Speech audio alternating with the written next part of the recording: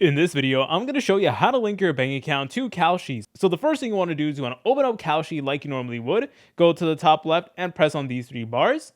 Then scroll down until you see this section that says Manage Funds. And you want to go ahead and press on either Withdraw or Deposit.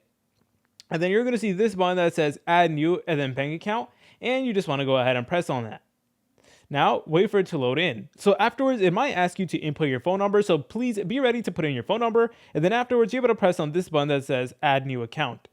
Then it is going to open up all of the different banking institutions that you're able to include, including US Bank, Capital One, Bank of America, Chime, etc. So the way it works is you need to log into your banking platform. So what you need to do is you need to click on the banking platform. So let's say it was Bank of America. Then you want to press on this button that says continue to log in. And that is going to redirect you to the Bank of America login, where you'll need to log in using your user ID and your password. Afterwards, you will need to confirm that you want to give your bank account access to Kalshi. And that is where you're able to go ahead and do it. If you found this video helpful, make sure to leave a like and subscribe. I'll see you in the next video.